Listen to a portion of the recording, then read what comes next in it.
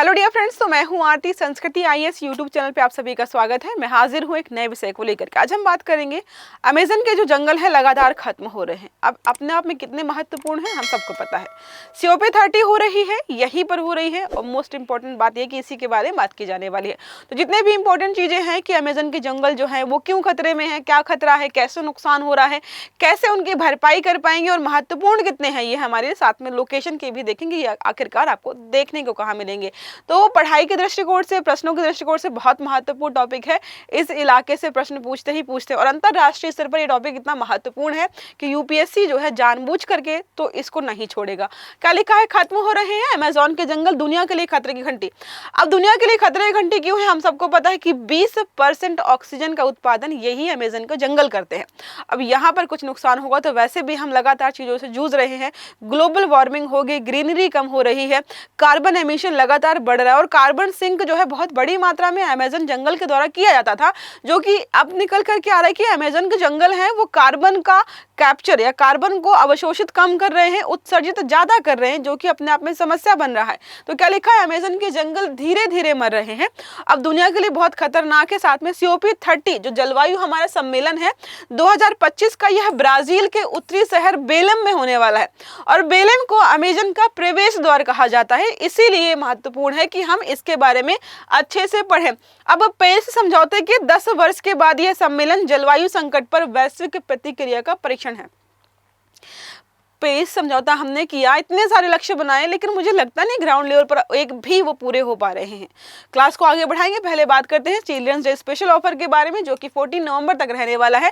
ISGS foundation batch हमारा pre plus mains का है। हिंदी माध्यम में अगर आप एडमिशन लेते हैं 50,000 में आपको बैच कंप्लीट मिल जाएगा। दूसरा हमारा इंग्लिश माध्यम का बैच भी है, 25,000 में मिलेगा। नंबर यहाँ पर लिखा हुआ है 9555124124, या फिर आप विजिट कर सकते हो sanskritIAS.com की वेबसाइट पर। ठीक है, चलो अब देखो ग्रीनरी दे दिखाई दे रही है, ये ग्रीनरी लगातार कम हो रही है।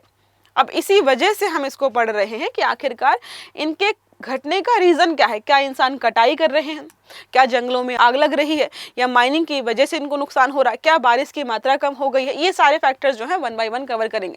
तो अमेज़न वर्षा वन, जिसे अक्सर आपने जो है धरती के फेफड़े के नाम से सुना होगा, यही हमारे फेफड़े हैं, यही सब कुछ हमें प्रदान कर रहे हैं। विश्व का सबसे बड़ा उष्णकटिबंधीय वर्षा वन क्या है? 8 देशों में फैला हुआ है, जबकि इसका 60% आपको ब्राजील में दिखाई देगा। देखो, ये दक्षिणी अमेरिका के उत्तरी पोर्शन में आपको देखने को मिल जाएगा। अमेज़न जैव विविधता के दृष्टिकोण से, कार्बन अवशोषण के दृष्टिकोण से, वर्षा पैटर्न और मीठे पानी के प्रवाह सबके दृष्टिकोण से बहुत महत्वपूर्ण है। अब देखते हैं कौन कौन से देशों में। तो हमने देखा 60% हिस्सा तो ब्राजील में आपको देखने को मिलेगा। इसके अलावा फ्रेंच गुयाना हो गया, सूरीनाम हो गया, फिर उसका गुयाना हो गया, वेनेजुएला है, कोलंबिया है, इक्वाडोर है, पेरू है और बोलीविया है। ये अलग अलग जगहों पर आपको देखने को मिलेगा। सबसे ज्यादा हिस्सा यहाँ पर है, कितना है?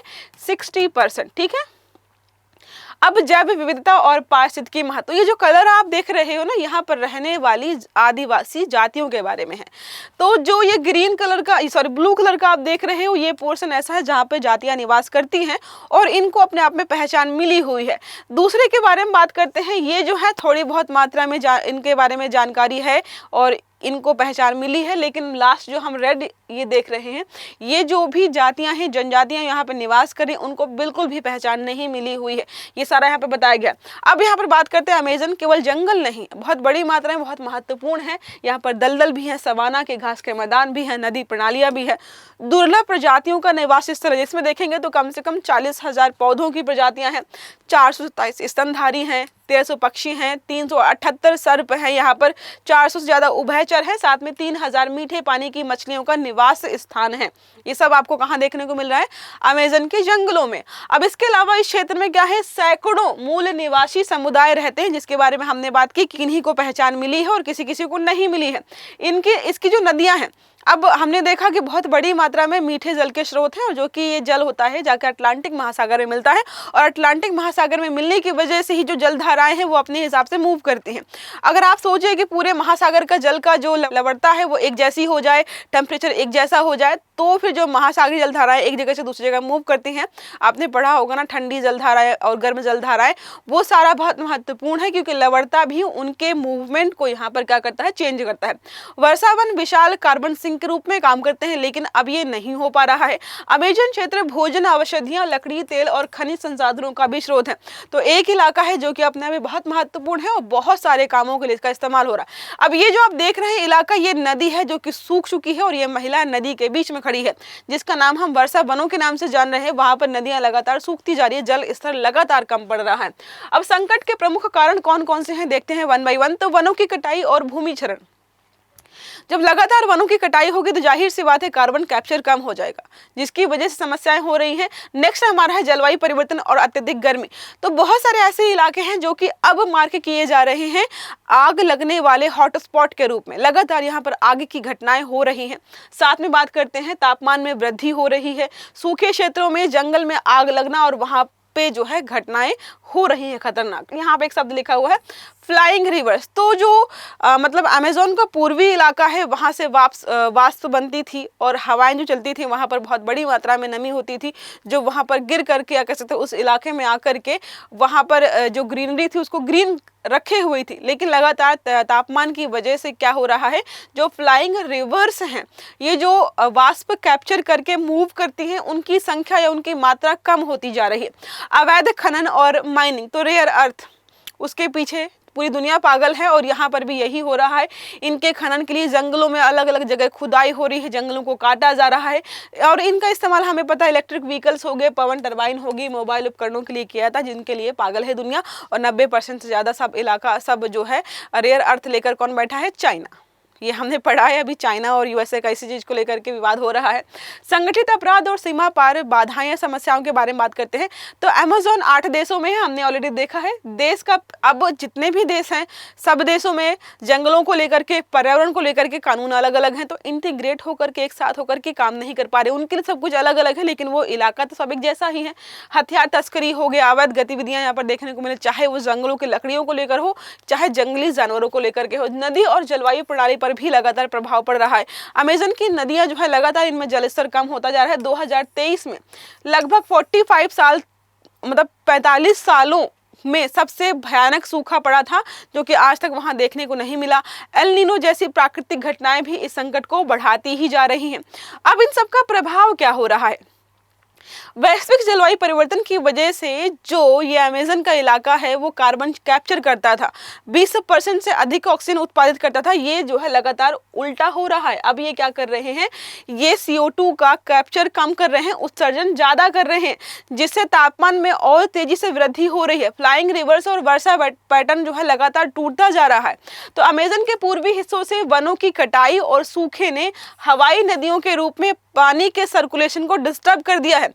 ये जो हवाई नदियां थी, इसकी वजह से ही ये इलाका हजारों सालों से ग्रीन था और वहां पर आराम से चीजें चल रही थी। लेकिन वनों की कटाई की वजह से ये हवाई नदियों की मात्रा या संख्या कम हो रही है और ये भी एक तरीके से प्रभाव है। पश्चिमी अमेज़न और अन्य हिस्सों में वर्षा इसकी वजह से असंतुलित हो गई है। ये जो हवा है, जिसको हवाई नदियों के नाम से जानते हैं, ये धीरे धीरे मूव करते हुए पश्चिमी इलाकों तक जाती थी, वहां पर वर्षा होती थी। अब क्या हो रहा है, जब हवाई नदियां जो हैं उनमें जल की मात्रा कम है, उनकी संख्या कम है, तो वो पश्चिमी इलाकों तक पहुंच ही नहीं पा रहे हैं, जिसकी वजह से अमेज़न का पश्चिमी इलाका जो है लगातार सूखे की चपेट में आ रहा है। अब मीठे पानी की कमी और महासागरीय धाराओं पर प्रभाव, तो जितना मीठा पानी अभी तक महासागर में मिल रहा था, अमेज़न की नदियों के माध्यम से वो इतना नहीं मिल रहा है, जिसकी वजह से महासागरीय जलधाराएं भी यहाँ पर डिस्टर्ब हो रही हैं और मौसम प्रणालियों पर इसका प्रभाव पड़ रहा है। जैव विविधता को नुकसान, तो 10,000 से अधिक प्रजातियों के विलुप्त होने का खतरा यहाँ पर बढ़ गया है।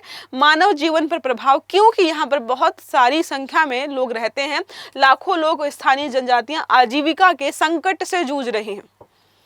एक गलती की वजह से, सिर्फ जंगलों की कटाई की वजह से इतने सारे प्रभाव हमें देखने को मिल रहे हैं। अब वैश्विक महत्व के बारे में बात करते हैं तो अमेज़न उष्णकटिबंधीय वन जो है पृथ्वी का एयर कंडीशनर के रूप में जानते हैं। जैसे घरों को ठंडा रखने के लिए एसी काम करता है ना, और गर्मी को बाहर निकालता है, वैसे ही अमेज़न करते थे। लेकिन अब क्या हो रहा है, वर्षा पैटर्न बदल गया है और ग्रीनरी भी कम हो रही है, जंगल कम हो रहे हैं, जिसकी वजह से विनाश और संकट लगातार यहाँ पर बढ़ते हुए दिखाई देंगे। समाधान और नीतिगत दृष्टि दृष्टिकोण क्या है, तो अंतर्राष्ट्रीय सहयोग। अब सीओपी की जो मीटिंग हो रही है वहाँ पर ऐसा समाधान निकालना चाहिए ताकि इस प्रकार के प्रभाव को हम कम कर पाएँ, इसके संरक्षण को बढ़ावा दे पाएँ, अवैध वनों की कटाई को हम कम कर पाएँ, खनन को कंट्रोल कर पाएँ और साथ में संरक्षण के प्रयास को और बढ़ावा दे पाएँ। वित्तीय और तकनीकी सहायता, बिना पैसे के कोई भी काम नहीं होगा।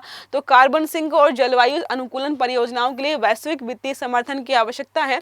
सतत विकास और संसाधन उपयोग को भी हम ध्यान में रखें कि लकड़ी वगैरह का इस्तेमाल हमें नहीं करना है।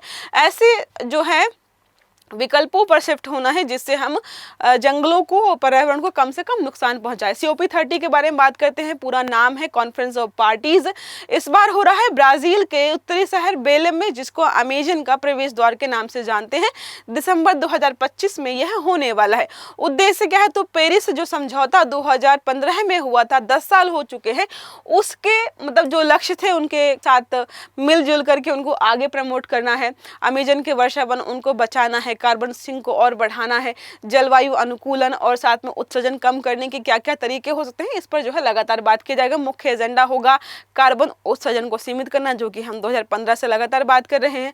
अमेजन वर्षा वन की कटाई को कम करना है, जलवायु प्रभाव को रोकने पर काम करना है, विकासशील देशों को जलवायु अनुकूलन। और देखो, विकास जो विकसित देश उनके पास तो पैसा है ना, वो दे सकते हैं विकासशील देशों को, ताकि इस प्रकार के क्रियाकलाप, चाहे वो जलवायु अनुकूलन हो, चाहे वो उनको बचाने के लिए प्रयास हो, पैसा देना पड़ेगा। अब बात करते हैं हम दक्षिणी अमेरिका के बारे में, जहां पर हमने ये देखा है। तो दक्षिणी अमेरिका के बारे में देखते हैं, ये सारे देश वगैरह हैं। चलो एक बाय वन देखते हैं। यहाँ पर स्थान है पश्चिम में आपका ये रहा प्रशांत महासागर, ये है अटलांटिक महासागर, और ऊपर आपको यहाँ पर दिखाई देगा, क्या देगा, कैरेबियन सागर, और दक्षिण में आपको है दक्षिणी महासागर। चारों तरफ सागर दिखा दिए हैं। कुल जो है 12 स्वतंत्र देश हैं। नाम देखें तो Brazil, Argentina, Peru, Colombia, Venezuela, Chile, Ecuador, Bolivia, Paraguay, Uruguay, Guyana और सूरीनाम। कितने हैं टोटल है? 12 कंट्रीज आपको यहाँ पर देखने को मिलेंगी। भूगोल के बारे में देखें तो मुख्य पर्वत यहाँ पर है एंडीज, ठीक है। नेक्स्ट है नदियाँ, अमेजन। जल है तो अमेजन वर्षा वन मुख्य स्रोत है। आर्थिक विशेषताएं तो कृषि होती है, खनन सोना तेल गैस का होता है। अमेजन लकड़ी और जैविक संसाधन यहाँ पर देखने को मिल जाएंगे।